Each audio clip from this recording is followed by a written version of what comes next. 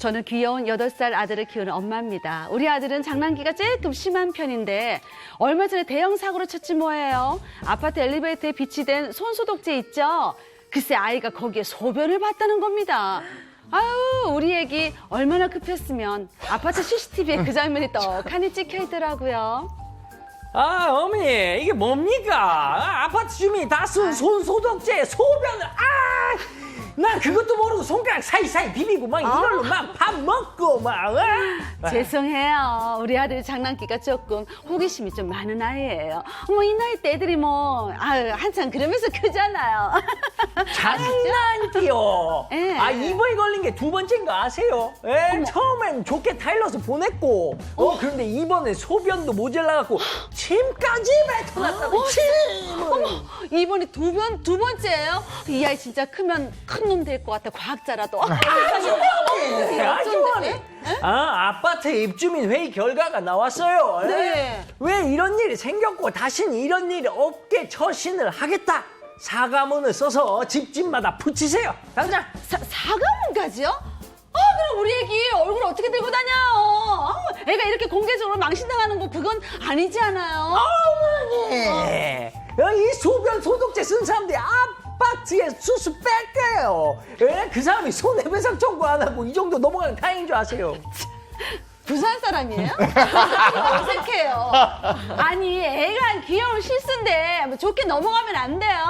저라면 그냥 귀엽다 웃어 넘기겠다. 웃어 넘겨요? 그럼 어머니가 이 네. 소독제 바르고 웃어 보세요. 무슨 짓이야? 들어올게. 뭐 하는 거야? 사과문을 붙이지 않으면 아파트 관리소에서 직접 공지문을 써서 몇 달간 붙일 거라고 했습니다. 세상이 아무리 각박하기로서니 정말 이렇게까지 해야 됩니까? 그래도 애가 한 실수인데 한 번만 봐주면 안 되는 거예요?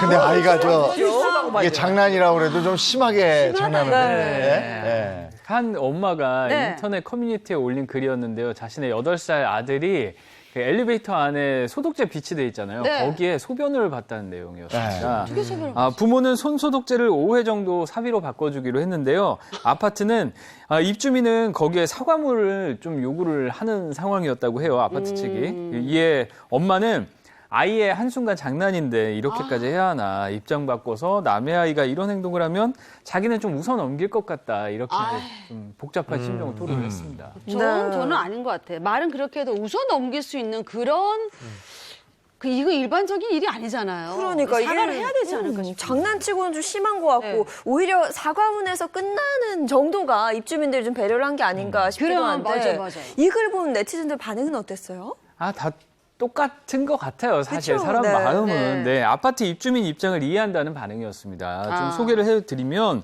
소독제의 소변이라니 나라도 화가 날 것 같다. 그렇죠. 또 2번이나 한 건 실수가 아니다. 사과하라. 다시는 못하게 적절한 훈계도 시켜라. 훈계가 이런 의견들이 필요해요. 있었습니다. 맞아. 글쎄 2번이나 이랬다니까 이건 그냥 단순히 실수는 아닌 것 같은데. 그렇죠. 네. 근데 아이가 이랬으니까 처벌은 힘든 거 아니겠습니까? 그러니까 소독제 이제 소변을 넣은 거, 예를 들어서 소독제에 침을 발라놨다. 무슨 죄가 되느냐? 그게 이제 손괴죄가 돼요. 왜냐하면 부순 게 아니지만 효용을 해야 하는 거기 때문에 성인이라면 이제 재물 손괴죄가 되는데 네. 다만 어린아이 같은 경우는 형사처벌이 어려울 수가 있습니다. 제가 이제 나이별로 이제 정리해왔는데요. 네. 자, 어린아이가 만 10세 이상, 만 10세 미만이면 범법소년이라고 하고요. 10세 이상 14세 미만은 촉법소년, 14세 이상 19세 미만은 범죄소년이라고 하는데 범죄소년 같은 경우에 형사처벌도 가능하고 보호처분도 가능해요. 네. 그리고 촉법소년 같은 경우에 형사처벌은 안 되지만 보호처분은 가능합니다. 하지만 10세 미만의 아이 같은 경우에는요, 이 형사처분도 안 되고, 그다음에 보호처분도 안 돼요. 아무런 처벌을 받을 수가 없어요. 네. 그 처벌이 안 된다고 해서 부모가 그냥 마냥 손 놓고 있어서는 안 되는 거잖아요. 그렇죠. 도의적으로도 그렇지만 법적으로도 책임을 져야 돼요. 네. 만약에 누군가가 이 소변에 들어간 손소독제로 손 씻다가 뭐 피부에 문제가 생겼다거나 정신적 충격 받았다거나 하면 손해배상을 해줘야 되는데 우리 민법에서는 고의나 과실로 다른 사람에게 이렇게 손해 손해를 가한 경우에는 그 손해를 배상해 주도록 규정이 되어 있어요. 네. 그런데 책임 능력이 없는 사람들이 이런 손해를 가했을 때는 이 법적인 감독 의무가 있는 그 감독 의무자나 법정 대리인이 그 책임을 대신 지게 되어 있거든요. 그러니까 이 사례에서처럼 이 어린 아이인 미성년자는 책임 능력이 없다고 보기 때문에 이 아이가 어떤 손해를 가했을 때는 법정 대리인인 부모가 그 책임을 대신 져야 되는 거죠.